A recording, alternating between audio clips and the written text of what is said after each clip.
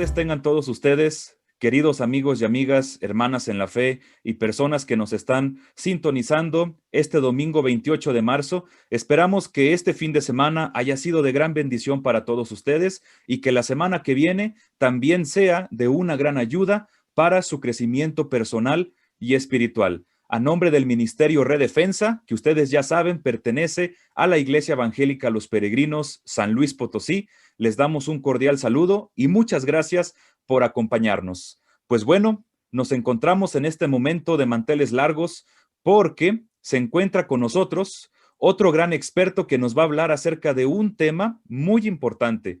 Como ustedes sabrán, ya se encuentra muy cerca la Semana Santa, el jueves, el Viernes Santo, el sábado de Gloria y el domingo de Pascua. Algunos de ustedes seguramente ya están pensando cómo utilizar estos días de descanso, pero siempre con las medidas de precaución ante la pandemia. Sin embargo, a veces damos por sentado la Semana Santa.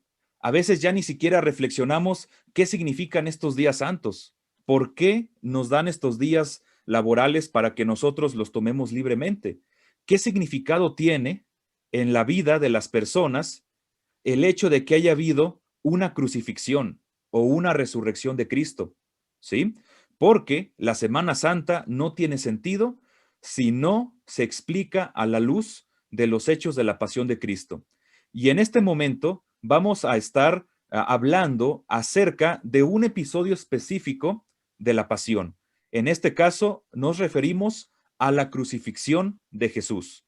Digamos que nuestra cultura le pone mucha importancia y mucha fama a la crucifixión de Cristo, y tienen razón, porque aunque consideramos que la resurrección de Jesús es el evento que da fundamento a la veracidad de nuestra fe cristiana, no puede haber una resurrección si primero no hubo una muerte. Y todos conocemos los detalles de la crucifixión, pues los clavos en los pies y en las manos, la subida al monte del Gólgota, como lo dice la Biblia, Simón de Cirene ayudando a cargar la cruz de Jesús, la vía dolorosa, todas las mujeres que quisieron darle a Jesús una gota de agua para que pudiera refrescarse.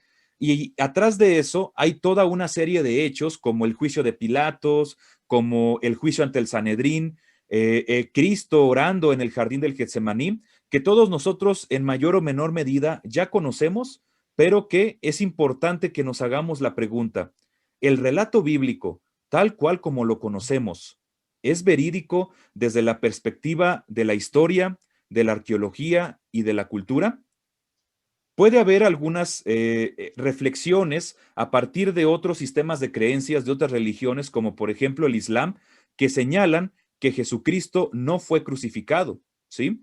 Por lo tanto, puede haber una tendencia, aunque todavía pequeña, pero después puede crecer, de académicos y de personas amateurs que puedan señalar que la crucifixión no se llevó tal cual como la conocemos. Por lo tanto, vamos a hablar a este respecto y vamos a responder a estas preguntas, pero vamos a tener, como ya les mencioné, la presencia de Joaquín Mauricio Moya, quien es el fundador y presidente de Revolution Time Ministries en el país de Colombia, y que precisamente él se encarga de llevar a cabo estos temas de una forma más académica y más profunda. Antes de proseguir, me gustaría, delante de todos ustedes, presentarlo. Profesor Joaquín Mauricio Moya, ¿cómo estás? Nos da mucho gusto tenerte aquí con nosotros en Redefensa. De verdad es un gran honor.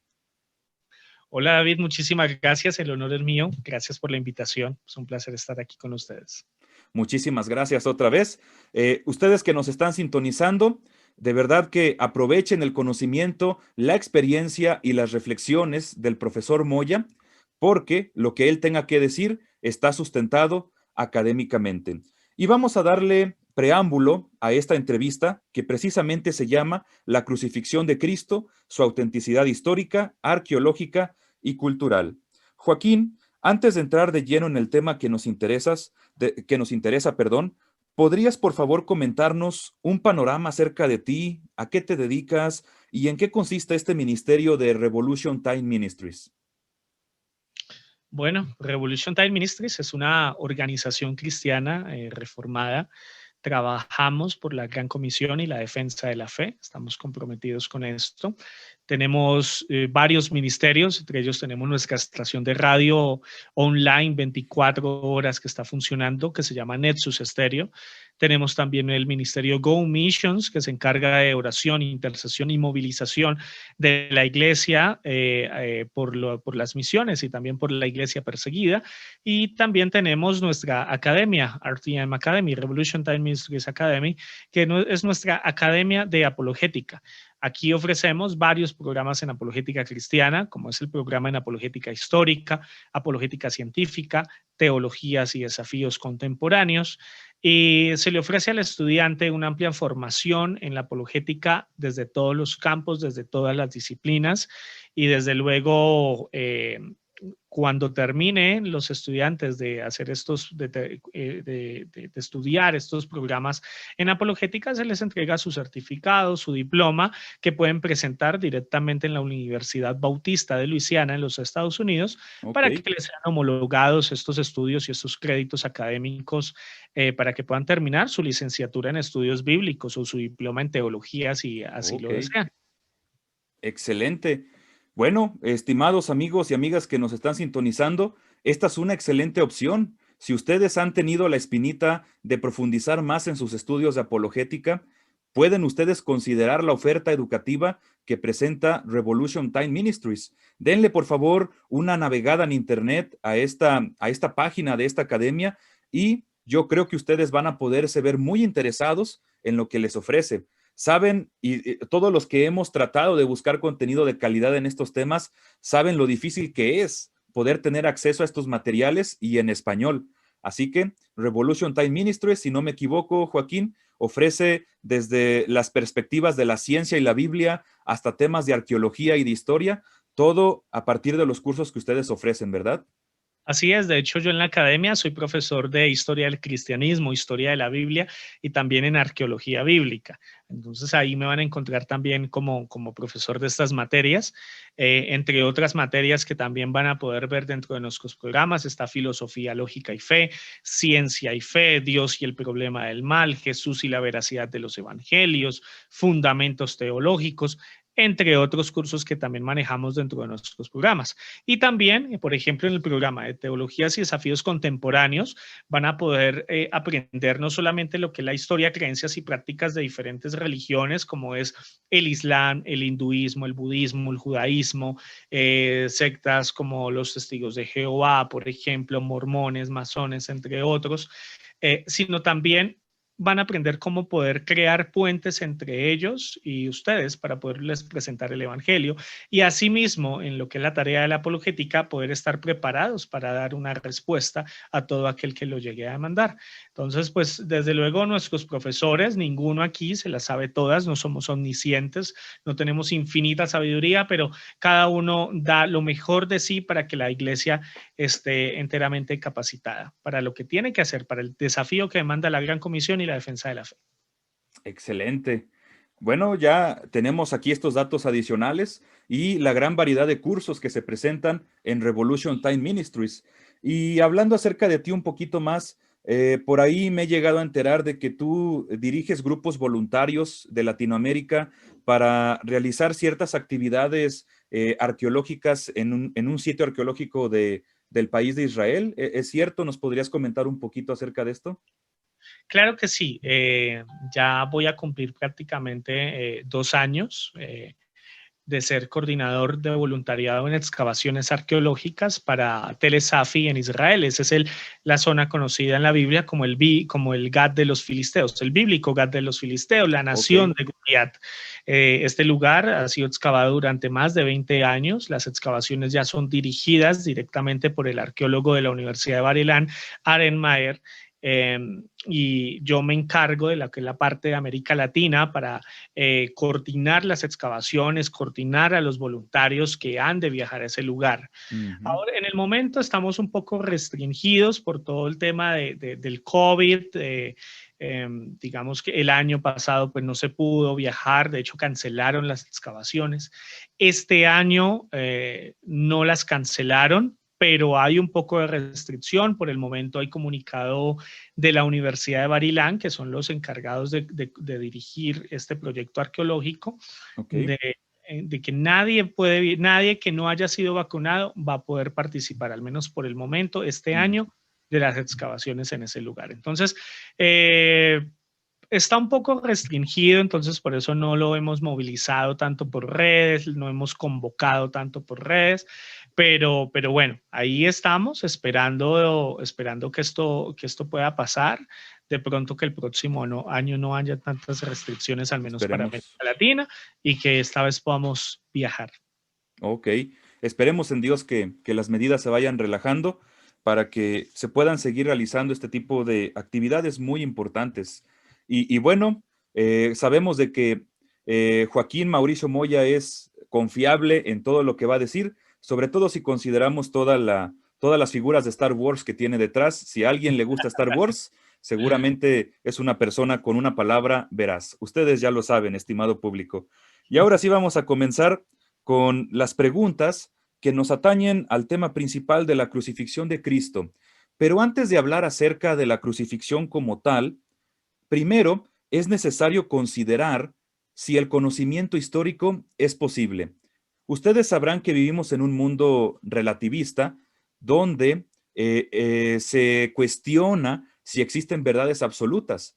Y esto se traslada, no sé si estés de acuerdo conmigo, Joaquín, de que muchos dicen que no es posible conocer la historia, sobre todo en una época tan pasada, porque dicen la historia la escriben los vencedores, a veces cuando se escribe por primera vez un evento histórico de la antigüedad, pasaron ya siglos de cuando ocurrió, por lo tanto, no tenemos un acceso directo al pasado y por lo tanto hasta veces pueden llegar a decir que lo que conocemos acerca de Cristo, más que nada lo conocemos a través del filtro político e ideológico de la iglesia a partir de Constantino, por ejemplo, que no podemos tener acceso a la historia sin tener ese filtro o esa luz que esté echando mosca de algún grupo político de poder. Entonces la pregunta que estaría haciendo es, ¿podemos tener ese acceso al conocimiento objetivo de la historia, sobre todo de la antigua?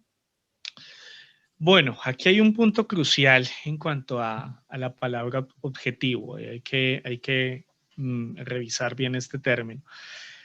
Realmente cualquier disciplina o cualquier ciencia en particular es subjetiva.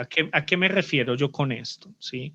De que, por ejemplo, en la arqueología bíblica nosotros tenemos dos corrientes, sí, particularmente, los minimalistas y los maximalistas. Entonces tenemos los minimalistas, por un lado, Okay. que afirman que no todos los relatos que están en las escrituras son verídicos, de hecho ellos rechazan la historicidad de los patriarcas, por ejemplo, y de algunos eventos en particular. ¿Bien? Entonces, por otro lado, tenemos a los maximalistas que creen todo lo contrario a lo que los minimalistas, lo que los minimalistas pueden creer. Entonces, cuando nosotros preguntamos, como por ejemplo, el éxodo, ¿ocurrió? No ocurrió.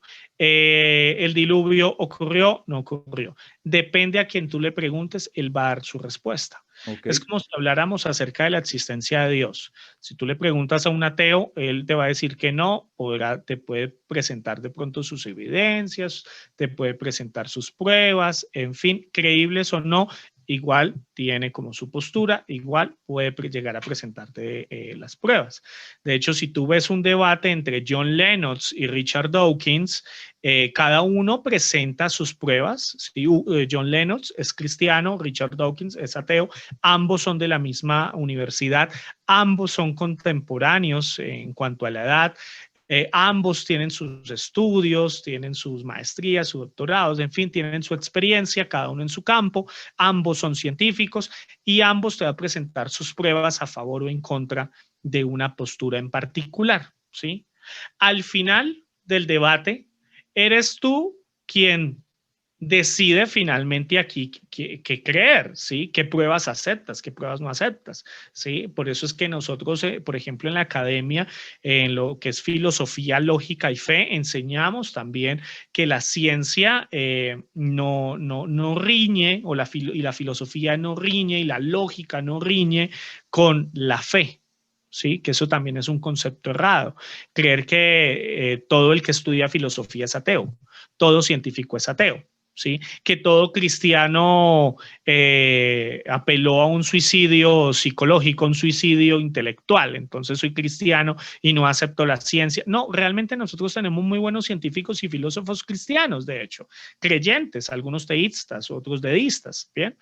Entonces, eso hay que tenerlo claro. Entonces, aquí la pregunta que cabría es, bueno, si encontramos cierto grado de subjetividad dentro de las ciencias, entonces, ¿cómo sé yo a quién creerle? ¿Verdad? Sí. Entonces, bueno, desde un punto de vista académico, apelamos a un consenso académico. Apelamos a un consenso académico. Te doy un ejemplo. La historicidad de Jesucristo. La historicidad de Jesús. Hablemos de Jesús. La Ok. historicidad de Jesús. Tú tienes a un ateo conocido en ciertos círculos que se llama Richard Carrier y él es reconocido por negar la historicidad de Jesús. Él te dice Jesús no existió. Ok. ¿Sí?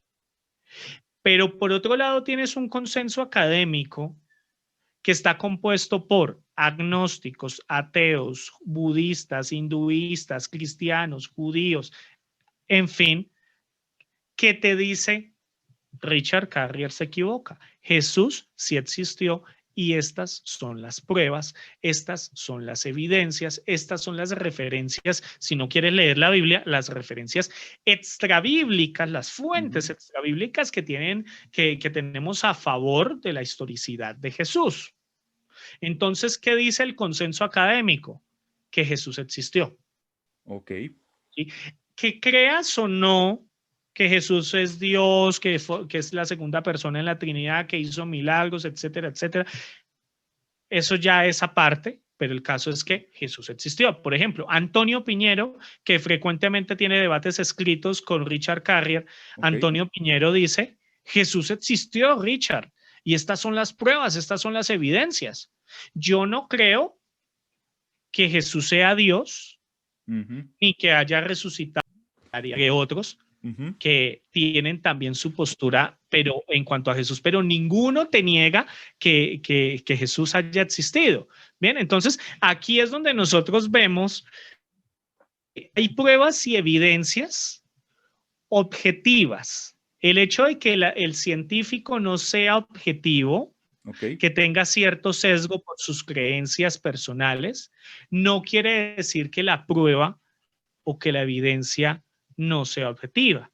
Si yo tengo una inscripción que dice Poncio Pilato, prefecto de Judea, oye, creas o no que Poncio Pilato existió es problema tuyo, pero la inscripción me dice que sí existió Sí y hubo esa es uno. una evidencia indiscutible y contundente acerca de la historicidad de Poncio Pilato, ese Poncio Pilato que aparece en las escrituras. ¿Ven? Ok. Entonces, eso es lo que nosotros debemos tener claro. ¿A quién le estamos preguntando? ¿Qué es lo que estamos leyendo? ¿Qué es lo que estamos viendo?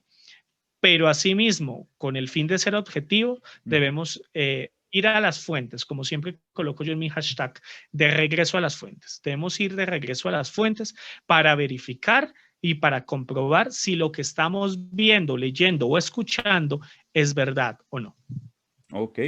Entonces, para hacer una pequeña recapitulación, existe en el campo de la arqueología la escuela minimalista que dice Uh -huh. que no todos los hechos que se describen, por ejemplo, en la Biblia, tienen por qué ser necesariamente creídos, y los maximalistas que dan una credulidad total a todo el texto ya sea de la Biblia o de cualquier otro documento de la antigüedad, ¿correcto? Así es. Ok, y considerando que debemos de atenernos a las evidencias, como a las inscripciones que tú mencionas, que hablan de un tal Poncio Pilatos como gobernador de Judea, sin importar la ideología del arqueólogo, del científico o del historiador, se tienen que atener a la evidencia, porque la evidencia es la que habla respecto a lo que ocurrió o lo que no ocurrió en un punto determinado de la historia, ¿verdad? Así es, exacto. Ok, entonces con esto nosotros podemos tener la certeza de que el conocimiento histórico es posible.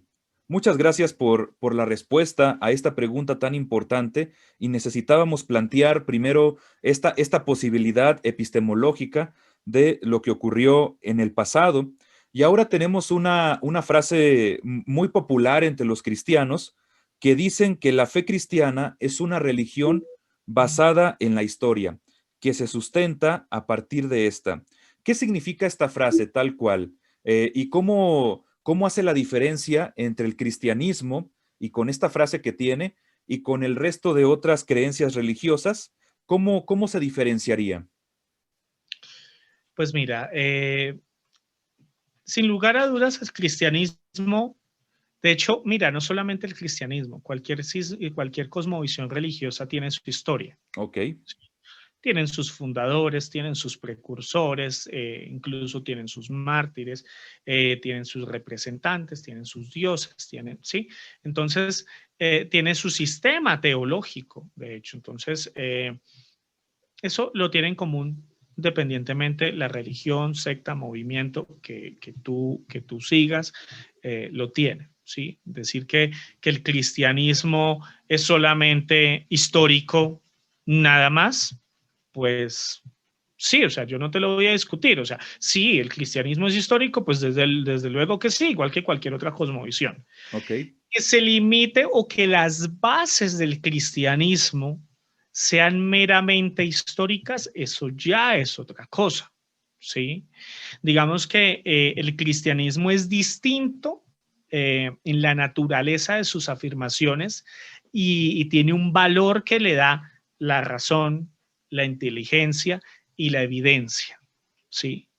Y la evidencia puede ser evidencia histórica, puede ser evidencia científica, puede ser evidencia filosófica, puede ser, no importa. Y eso puede llegar la pregunta es si la cosmovisión que tú sigues tiene como unas bases sólidas, sus creencias tienen unas bases sólidas, ¿sí? ok, ¿Sí? Entonces, cuando nosotros vamos a examinar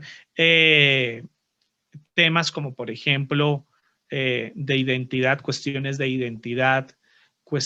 de moral, cuestiones de significado, cuestiones de destino, por ejemplo, que son las preguntas fundamentales que todo ser humano se hace, es decir, ¿de dónde vengo? ¿Para dónde voy? ¿Por qué fui creado? ¿Dónde terminará el resto de mi vida?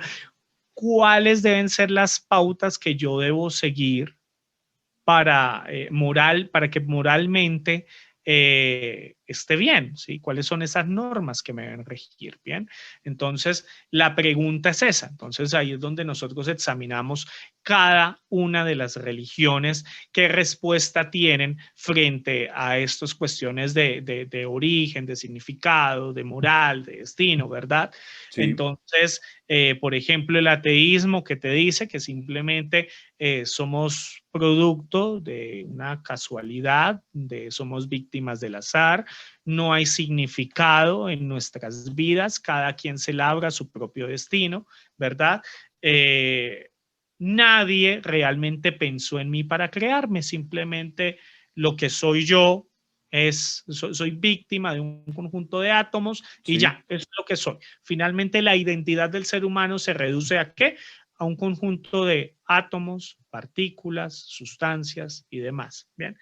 Eh, Cuando yo voy a la Biblia, cuando yo y miro la cosmovisión cristiana, veo desde luego a alguien que desde antes de la fundación del mundo ya había pensado en mí, ya me había elegido, ya tenía un plan, que soy creado a su imagen y semejanza.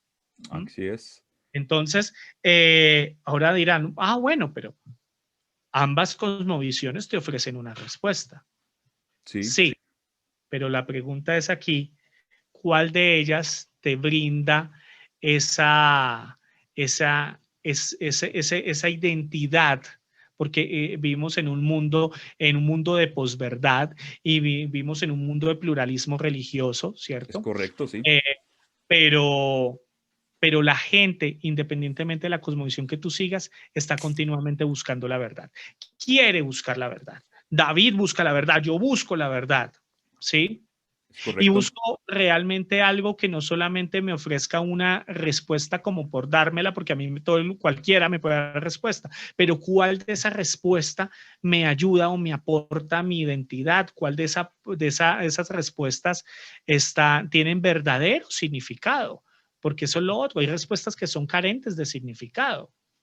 Bien, entonces cuando yo sopeso estas dos respuestas que me da tanto el ateísmo como el cristianismo, vemos una diferencia enorme. Bien, Ok, y aquí no estoy hablando de historia, ok. ¿ves? Sí, Aquí no no. estoy hablando de historia, aquí estoy hablando solamente de una cuestión de significado. Cuando yo miro una cuestión de moralidad, entonces yo miro cómo me manda o cuáles son sus conceptos, sus consejos, sus preceptos, cuáles son sus decretos, cuáles son las leyes bíblicas y las comparo con los de otros sistemas religiosos y también la diferencia es enorme. Bien, cuando yo voy en temas de destino, por ejemplo, para hablar acerca del destino, el Islam, por ejemplo, a ti te dice que no sabes finalmente dónde vas a terminar tu vida. Ok. ¿Sí? Puede que estés en el cielo, puedes que estés en el infierno. Inshallah, es decir, ojalá, si Dios quiere, estarás en el cielo, estarás en el paraíso. Pero Oh, realmente no hay una seguridad en cuanto a tu salvación, no hay una seguridad en cuanto a dónde vas a ir a parar. El ateo te puede decir, no, pues aquí la vida terminó y fin, ya, finito, acabaste. Realmente no hay una vida después de esta, porque finalmente toda tu identidad la reduce a mero material. Bien, sí. muchos dirán, pues sí, no importa, la verdad, nunca me ha importado la muerte hasta que estás en tu lecho de muerte, hasta que estás en ese momento, hasta Sí. que estás en ese momento de pronto tendido en una cama o en un accidente o en algún momento alguien le escuché decir, el ateo es ateo hasta que el avión se está cayendo, Sí, ¿sí? no, sí, sí, En es muy ese, común. en ese momento, como dicen, cuando toda tu vida está pasando por tus ojos, ahí es donde tú comienzas a hacerte todas estas preguntas de, no, o sea, ya estoy cayendo, me voy a morir, entonces, ¿cómo viví mi vida? Sí, ¿Fue carente de propósito? ¿Para qué fui diseñado? ¿Para qué fui creado? ¿Desperdicié mi vida? ¿No? ¿Cómo la viví? Eso tiene que ver también con un aspecto moral. ¿La desperdicié? ¿No la desperdicié? ¿Qué hice? ¿Qué no hice? ¿A quién me falta pedirle perdón? ¿De qué tengo yo que arrepentirme? Etcétera, etcétera. ¿Sí? Y finalmente llegamos a un punto de, bueno, el avión ahorita se estrella y ¿a dónde voy a ir a parar? ¿Qué va a ser de mi sí, vida? ¿Me va a doler? ¿No me va a doler? ¿Qué es lo que va a pasar conmigo? ¿Qué va a pasar con mis seres queridos cuando yo no esté? Y todo esto, ¿cuál es la diferencia entre el ateo que está en ese avión que se está cayendo al cristiano que está ahí en ese mismo avión? Es que el cristiano puede estar tranquilo porque para él, el vivir fue Cristo y el morir es ganancia y por sus familiares no tiene nada que preocuparse porque sabe que tiene un Dios personal que así como pensó en él para crearlo, sí, también piensa en sus seres queridos y también le brinda esa tranquilidad, ese consuelo de que a su familia le va a dar esa paz y esa tranquilidad que sobrepasa todo entendimiento cuando él ya no esté. Bien, entonces aquí, todo lo que te he hablado hasta ahora, nada tiene que ver con historia. sí, ¿Fue ¿no? construido en la historia? Sí. ¿Sabes en qué momento? En las enseñanzas de Jesús. Jesús, sus apóstoles, fueron los que nos enseñaron todo esto de lo que yo te estoy hablando y el que no me crea puede ir a la escritura para corroborarlo. El problema es que a veces queremos creer solamente en lo que encontramos en las redes, en videos y demás, y no vamos directamente a la fuente. La mayoría de ateos que no creen en la Biblia ni siquiera la han leído Ujú. y sacan simplemente de contexto versículos. Lo mismo pasa con otros sistemas religiosos. Entonces, esto desde este punto de vista, si nosotros exploramos ahora el punto de vista científico, también encontraremos nosotros nuestro soporte. Si vemos desde otro punto de vista, también encontraremos nosotros su soporte. ¿Bien? Entonces, lo hermoso de esto es que el cristianismo te ofrece respuestas. Eh, nosotros como seres humanos, como te decía, no nos las sabemos todas y no tenemos un conocimiento, no somos omniscientes, Ok, ¿sí? Un sí, claro. conocimiento infinito. Eh, entonces, para los que nos están viendo en este momento y que no son cristianos, mi consejo es, uno, no te bases para creer en el testimonio de las personas, porque así como en algún momento alguien dijo, ¿qué culpa tiene Jesús de la mala fama que le hacen sus seguidores? Mm, ¿Sí? sí, Así que, segundo, ve a la fuente. No te basta solamente con leer la Biblia. Leerla lo puede leer cualquiera. Estúdiala. Nosotros tenemos en la historia dos personajes muy conocidos, Bertrand Russell y C.S. Lewis. Ambos fueron ateos. Uno murió siendo cristiano, uno murió siendo ateo, Bertrand Russell. ¿Cuál es la diferencia entre ellos dos? La semejanza es que ambos leyeron la Biblia. La diferencia es que Bertrand Russell la leyó y la estudió esperando no encontrar nada. C.S. ok. Lewis la leyó y la estudió esperando encontrar algo. Y el que busca encuentra. Así que bajo ese consejo te pido que leas la Biblia. ¿Sí? Y tercero,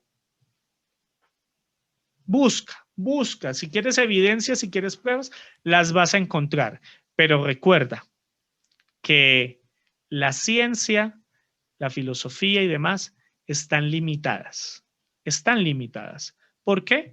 Porque todo esto está basado en un conocimiento humano. Muchas cosas que afirma la Biblia fueron descubiertas y fueron estudiadas miles de años después en que el autor lo escribió.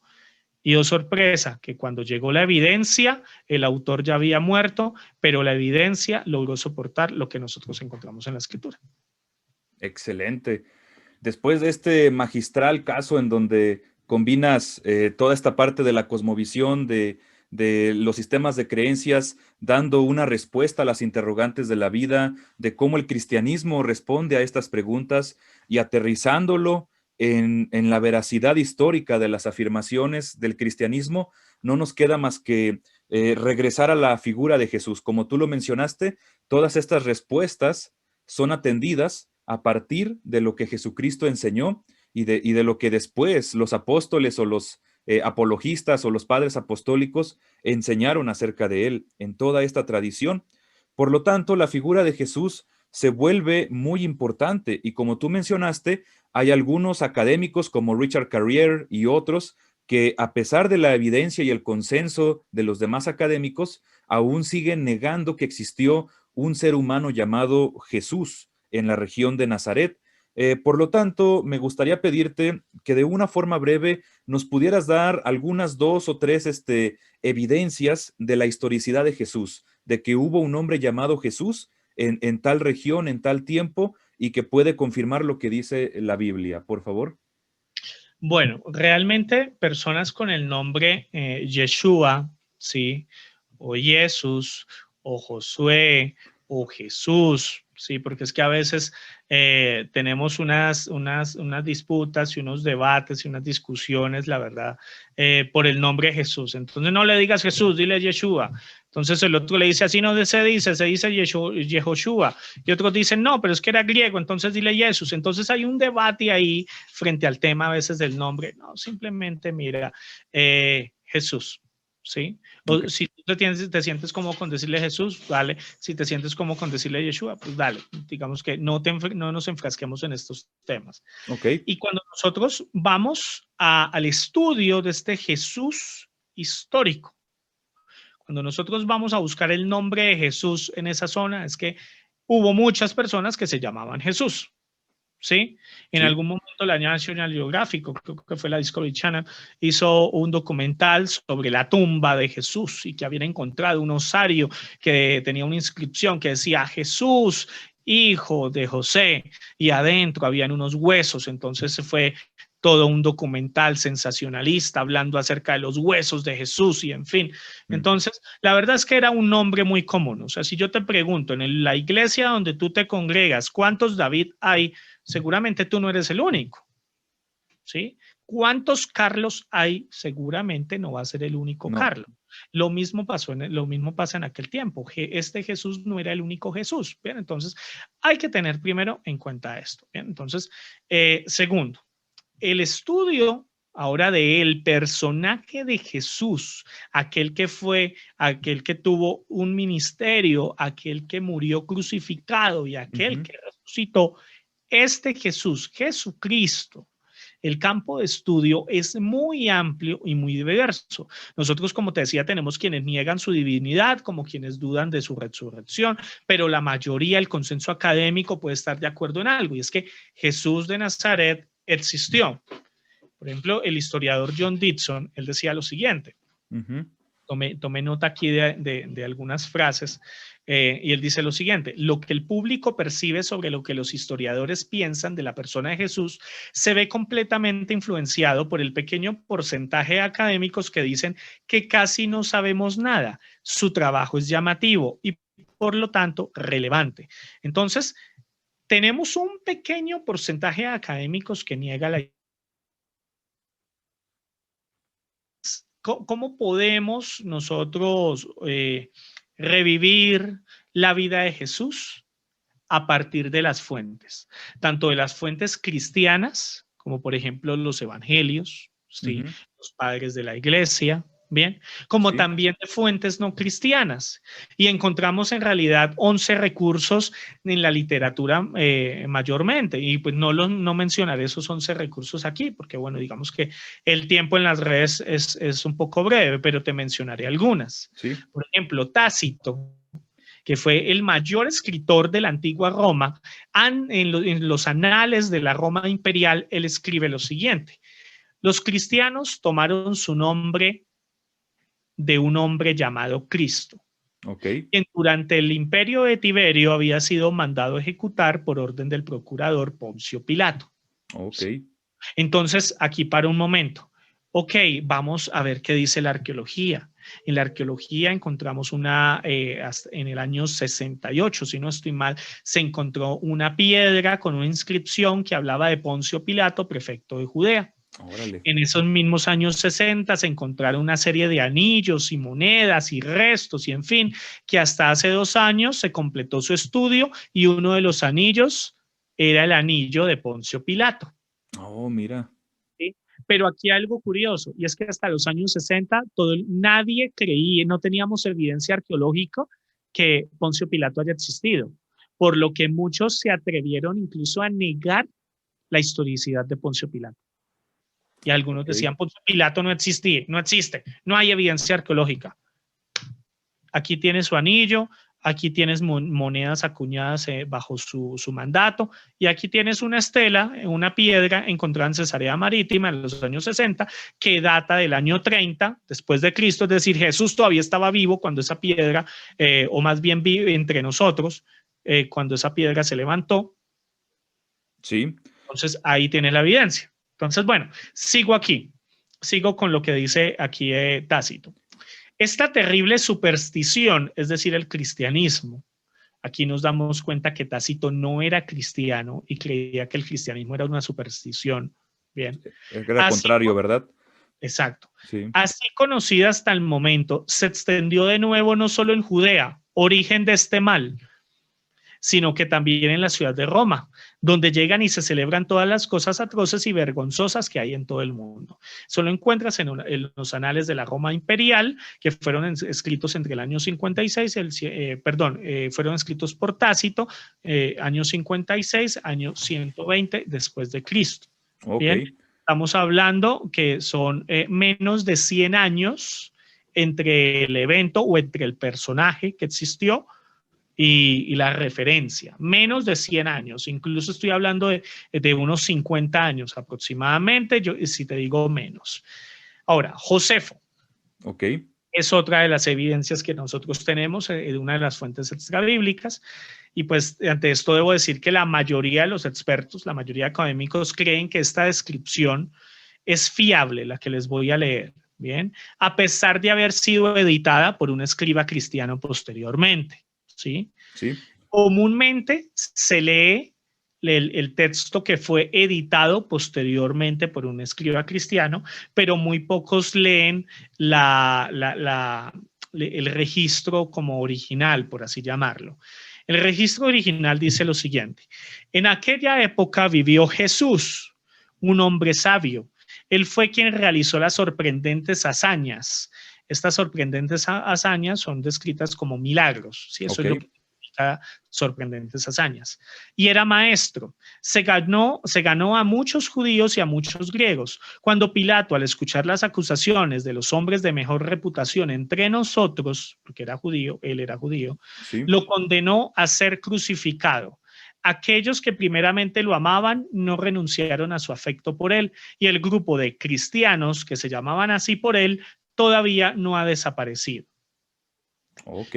Otra referencia acerca de Josefo, por si no creen en esta que acabo de leer, dice lo siguiente: y así Ananías, el sumo sacerdote, convocó a los jueces del Sanedrín y trajo ante ellos a un hombre llamado Santiago, el hermano de Jesús, también llamado el Cristo, y algunos otros, y los entregó para que los lapidaran. Aquí me está presentando evidencia de el martirio de un apóstol, ¿sí? Santiago. Y también me está aquí hablando de un hombre, su hermano, llamado Jesús. Bien, entonces, entre otras, como te digo, son aproximadamente unas 11 referencias, fuentes extrabíblicas, históricas, acerca de Jesús, que tienen su respaldo arqueológico, claro que sí, pero atento a esto. Si estamos esperando encontrar una tumba que diga, y aquí yace Jesucristo de Nazaret, Jesús de Nazaret, no lo vas a encontrar porque Jesús resucitó, así que la tumba está vacía. Bien. Vale, sí. Jesús no era una persona tampoco tan importante para la época, salvo para los cristianos de la época. Vale. ¿Sí? A lo que me refiero es que Jesús no era un general militar, no era un sumo sacerdote, como por ejemplo encontramos nosotros evidencia arqueológica acerca de Caifás. De eso tenemos, de hecho, un osario. Bien, Jesús no era un emperador, no era un rey, no era el prefecto de Judea. Si casi no se encuentra evidencia arqueológica de Poncio Pilato, que era el prefecto de Judea, Sí, un pues de rango Jesús. más importante en el Exacto. Imperio Romano, así es. Sin embargo, de Jesús, ¿qué tenemos? De Jesús tenemos los evangelios canónicos, tenemos los evangelios gnósticos o apócrifos también. De Jesús tenemos estas referencias extrabíblicas cuando hablan acerca de los cristianos. El historiador hace un rastreo histórico breve para explicarle al oyente o al lector de quién están hablando. Entonces muchos en aquella época se preguntaban, bueno, Tácito, aquí me estás hablando de los cristianos, pero esos cristianos, ¿quiénes son? Los cristianos se hicieron llamar así por un hombre llamado Jesús que Si ves que tanto Josefo como Tácito tienen como una misma, un mismo estilo de escritura, porque ambos son historiadores. Entonces, de una manera, y cuando tú comparas estos escritos, como por ejemplo el Evangelio de Lucas, te das cuenta que Lucas era un historiador. Sí. Entonces, hay un estilo literario entre los historiadores que escriben como de cierta manera. Ok, entonces, para reafirmar algunas cositas, por ejemplo, lo que escribió Flavio Josefo acerca de que en aquel tiempo vivió Jesús, un hombre sabio, es lo que se conoce en la academia como el famoso testimonio flaviano, ¿verdad? Así es, y que es muy discutido y muchos no creen en el testimonio flaviano, ya que por lo que te decía que el testimonio, el que yo les he leído, fue editado posteriormente por un escriba cristiano, ¿sí? Entonces, sí. Yo les leí el testimonio no editado, por así decirlo, el testimonio no Correcto. Editado. Sí. El editado, pues la verdad no le agrega como tantas cosas como para uno poder llegar a negarlo. Pero bueno, sacando el testimonio flaviano, igual tienes 10 fuentes más. Sí. ¿Sí? No dependemos, el cristianismo no depende del testimonio flaviano. Sí.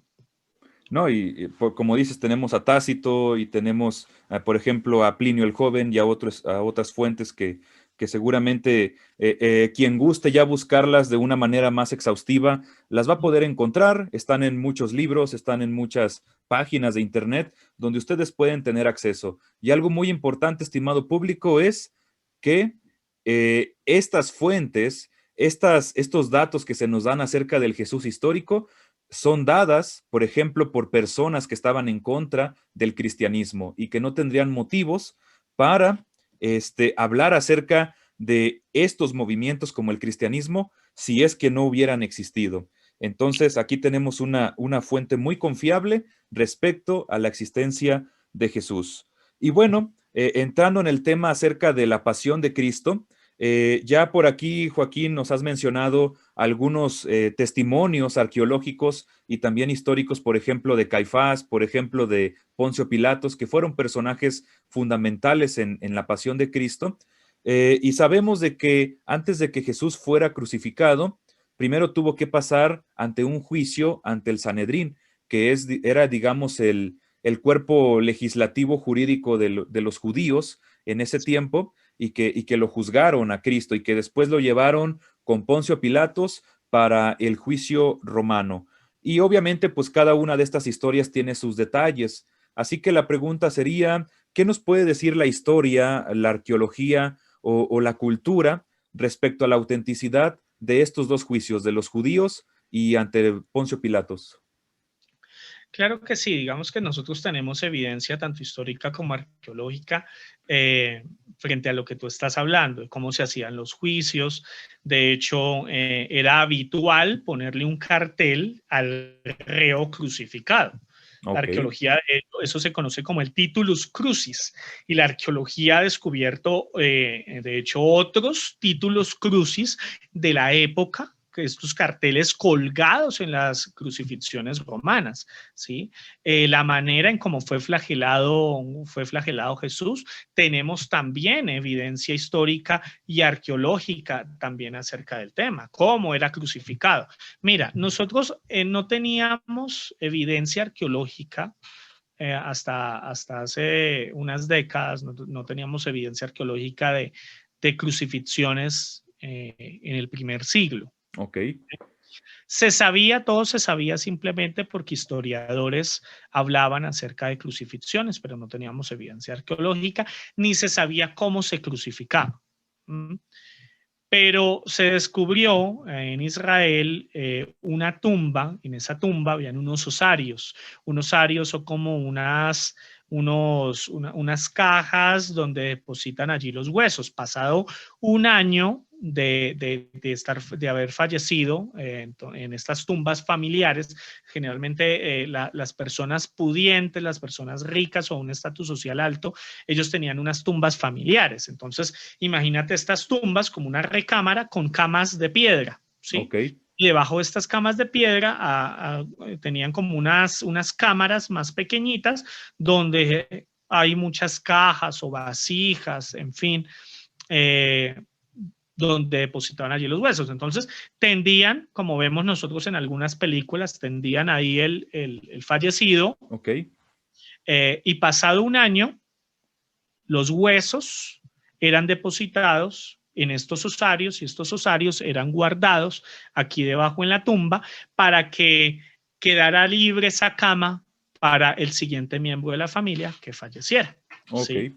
Así era la tumba, más o menos, de esta manera era escrita la tumba también de José Arimatea, por ejemplo. ok, ¿Sí? Entonces, que José Arimatea era una persona pudiente que podía tener una tumba familiar como estas. El resto del pueblo no era enterrado de esa manera. El resto de los judíos no era enterrado de esa manera porque algunos no tenían la capacidad económica para poder pagar una tumba como estas. Entonces, José vale, Arimatea lo podía hacer. Bien, entonces, en una de estas tumbas se encontró un osario con una inscripción de un hombre llamado Yehohanán.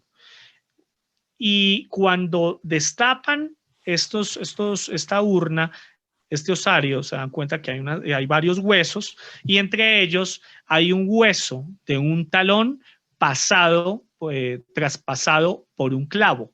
ok, Y el clavo estaba todavía ahí con el hueso, ¿sí? Como que no lo pudieron sacar, entonces finalmente con todo y clavo lo guardaron, ¿bien?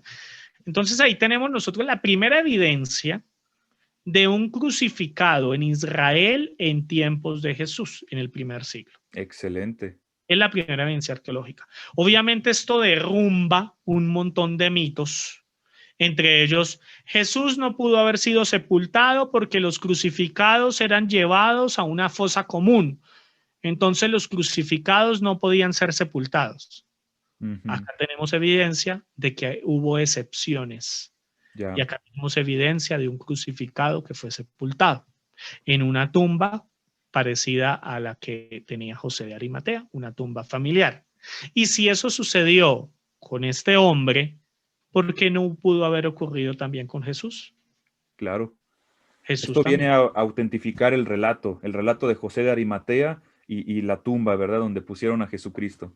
Exacto, simplemente viene a dar testimonio de que la costumbre existía y que pudo haber ocurrido. Si alguien en estos momentos me dice, oye, Jesús no pudo haber sido sepultado porque el Imperio Romano los enviaba a una fosa común a que se lo comieran los animales o lo dejaban colgado ahí del madero, mi respuesta es, tenemos evidencia arqueológica de que sí había excepciones. Por Bien, supuesto. entonces, tenemos evidencia histórica y evidencia arqueológica de que las crucifixiones se ocurrían, que ocurrían de cierta manera.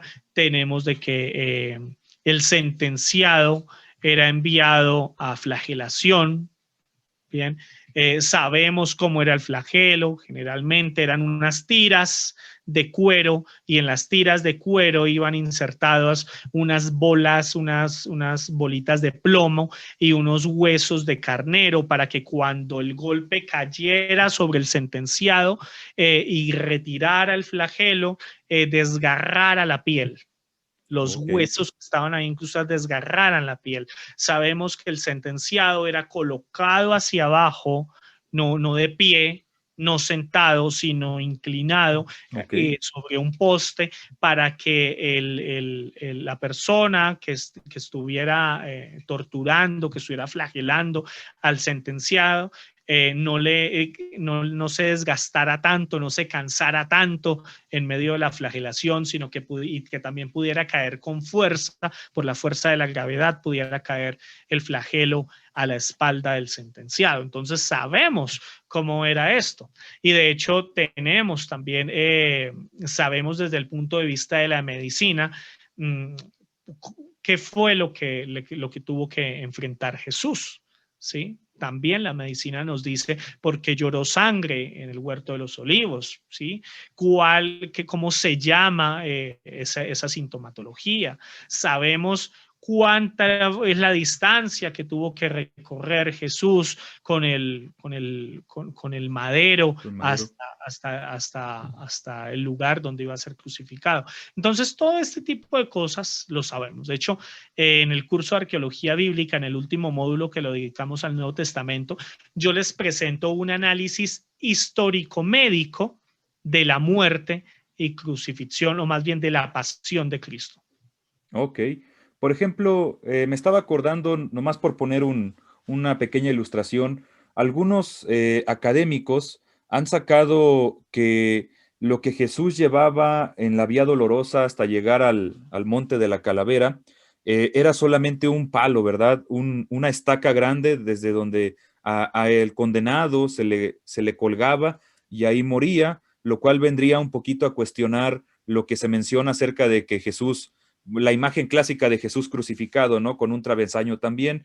¿Qué tan probable es que a partir de la evidencia histórico-arqueológica Jesús solamente haya sido colgado en una estaca grande o que se haya sido ahora sí que en forma de cruz, como lo conocemos todos? Digamos que nosotros tenemos, cuando revisamos la historia, encontramos varios tipos de cruces, o sea, no quiere decir que solamente haya sido un poste. Tenemos, por ejemplo, la cruz de Cusata, ¿sí? Que es conocida comúnmente como la cruz de San Andrés, que es en forma de X, Ok, ¿sí? La cruz de San Andrés, está el personaje así. Tenemos, esa es la cruz de Cusata, tenemos la cruz de Comisata, que se conoce también como la cruz de San Antonio, que es en forma de T, por ejemplo. Y tenemos la cruz inmisa, que es la llamada cruz latina, que es la que todos conocemos, donde fue crucificado Jesús, ¿sí? Entonces, entre otros tipos de cruces, tenemos varios tipos de crucifixión. Digamos que los romanos eran muy eran muy, ¿cómo decirlo? Muy, se me va el nombre. Muy creativos. Ok, Eran muy para la creativos tortura. para este tipo de cosas. Y no solamente los romanos, estamos hablando que el suplicio de la cruz es de origen oriental. Fue recibido por los persas, por los asirios, por los caldeos, por los griegos, por los egipcios, los romanos. Ellos modificaron la manera de crucifixión. Bien, entonces, esto es lo que nosotros sabemos. ¿Por qué te hago todo este rastreo histórico? Sí, Porque es importante que vayamos a las fuentes. O sea, si yo voy a investigar acerca de la crucifixión de Cristo, debo también investigar cómo era que se crucificaba, cuál era la historia de la crucifixión, etcétera, etcétera, para poder comprender y tener un panorama más amplio acerca de lo que estamos hablando. Bien, a Jesús en particular se le obligó, como era costumbre, a cargar la cruz desde el poste de la flagelación ok. al lugar de crucifixión. ¿Qué sabemos de la cruz? ¿Sí? Por la historia de cómo eran las cruces, ¿cierto? La cruz pesaba alrededor de unas 300 libras, unos 136 kilos, la Ok, cruz. Jesús solo llevó el patíbulo, que pesaba entre 75 y 125 libras, y fue colocado sobre su nuca, por lo que Jesús se balanceaba sobre sus hombros de un lado al otro.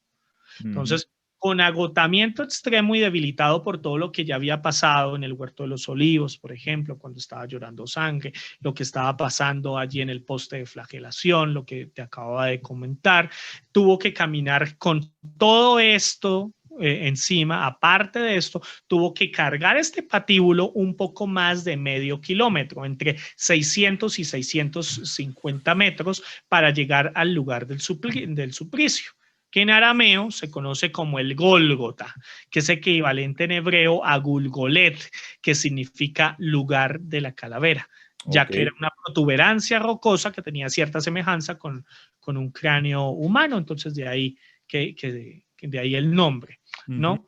Entonces, esto es lo que nosotros sabemos en cuanto a lo que Jesús cargó, la distancia que recorrió, cómo lo cargó, esto desde un punto de vista histórico médico. Muchas gracias. Y ya nomás, la última pregunta relacionada con historia y arqueología. ¿Existe este lugar, el Gólgota? ¿Existe ese cerro, esa colina? ¿O todavía está por encontrarse? ¿Qué se sabe acerca de esto? Digamos que hay algunos lugares que todavía se tienen, o el lugar conocido como el Calvario es todavía motivo también de debate. Algunos dicen que queda en tal lugar, hay algunos otros que dicen que queda en tal otra parte, otros simplemente prefieren decir, ¿sabes qué? No lo sé. La ubicación tradicional del Gólgota se deriva de la identificación de Helena, la madre de Constantino I, hacia el año 325, Ok, a unos pocos metros. Ella identifica entonces el Gólgota y sí, la tumba de Jesús, ¿sí? Entonces ella identifica estos dos lugares. Entonces Constantino, posteriormente él construye la iglesia del Santo Sepulcro. Entonces eso es lo que nosotros sabemos hasta ahora. Como te digo, no era algo relevante ni de importancia para ser documentado por un historiador en ok, aquella. Independientemente de dónde haya quedado el Gólgota, lo que sabemos es que Jesús fue crucificado. así es. ¿Sí? Sabemos que Jesús fue crucificado. Eso es lo que nosotros sabemos. ¿Bien? En algún momento se discutió, entre otros lugares, que Nazaret haya existido. Y Nazaret no existió, y no existió, y no existió, y no existió, hasta que se encontró en el lugar donde la Biblia narra que quedaba Nazaret. Se encontró una casa pequeña que data de la época de Jesús, en la zona donde quedaba Nazaret. Entonces, las excavaciones arqueológicas siguen.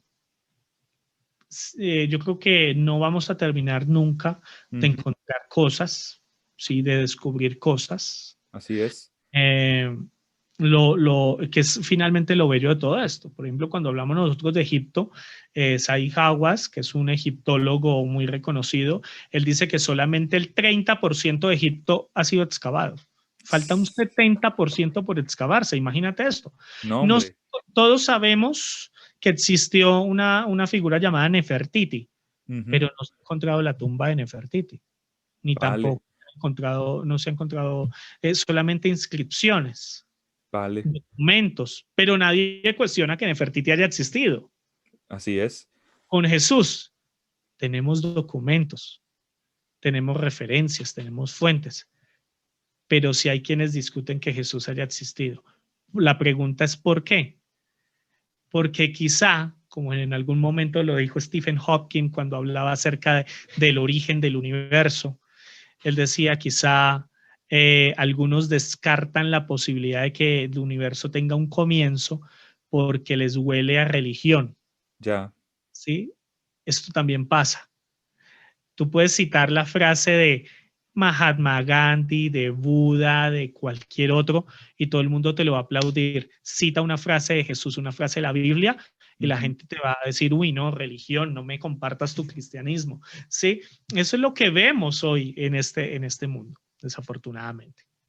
Sin embargo, como tú lo dices, tenemos las pruebas, tenemos la autenticidad por parte de todas las disciplinas de la historia, de la arqueología, y podemos concluir, como tú bien dijiste, Jesucristo existió y Jesucristo fue crucificado, tal y como la Biblia lo menciona, y algo que nos debemos de llevar de enseñanza, como ya nos enseñó el profesor Moya, es que la arqueología y la historia se están redescubriendo continuamente y todavía no vemos ni siquiera la mitad de lo que realmente hay que descubrir en todas estas partes de nuestra historia humana antigua que están tan lejanas ya de nosotros, pero que los arqueólogos y los historiadores objetivos nos los han acercado.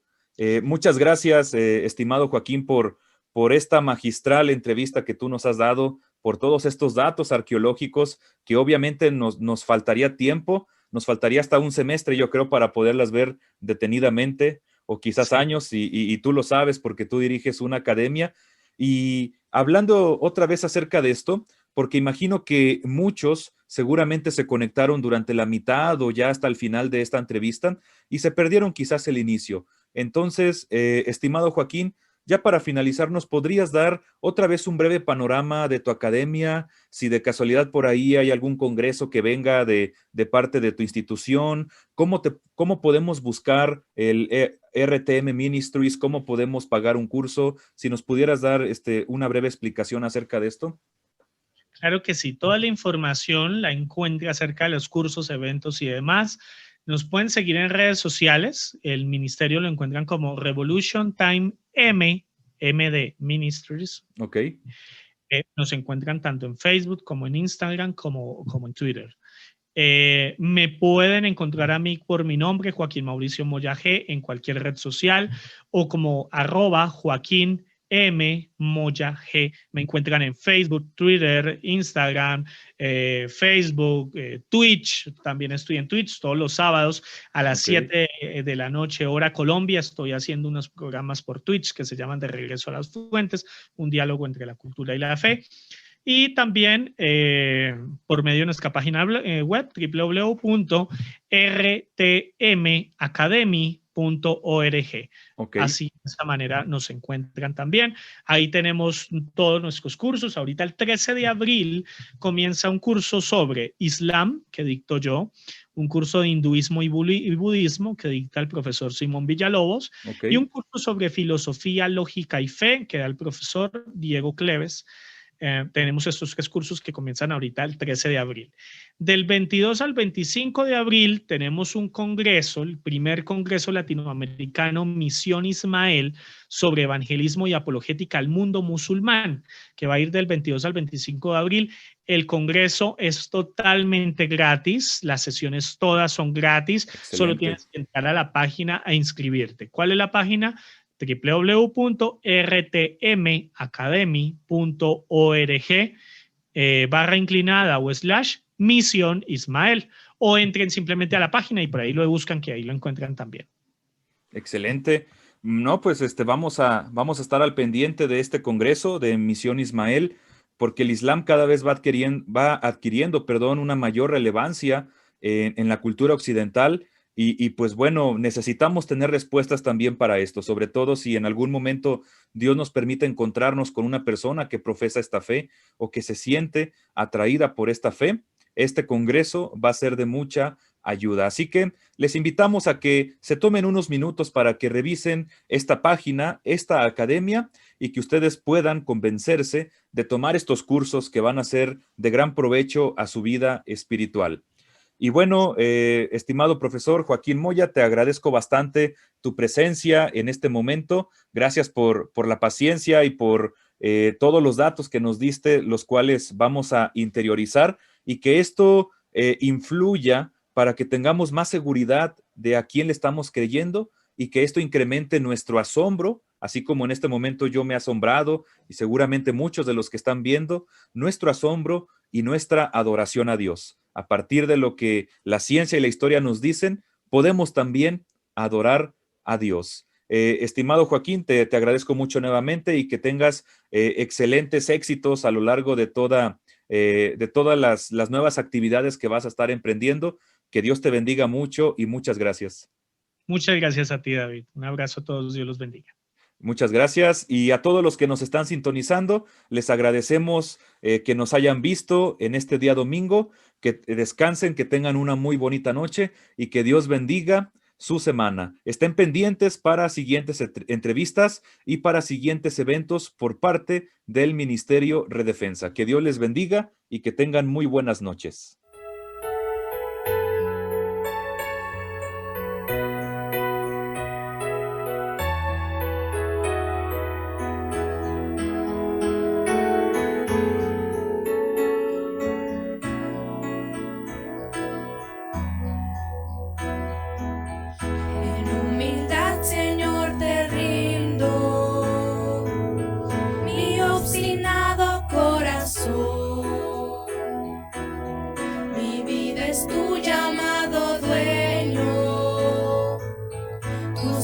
Sean mi misión,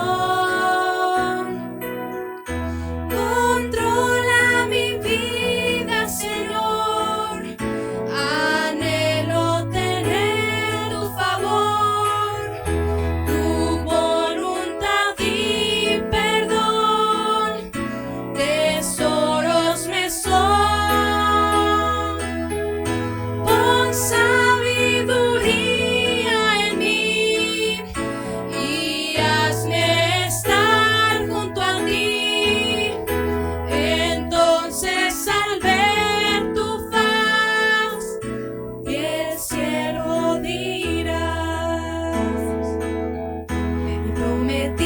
Ser mi guía,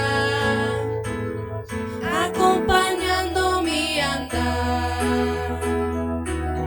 Mi fuerza eres cada día para servirte y triunfar. Controla mi vida, Señor. Anhelo tener tu favor.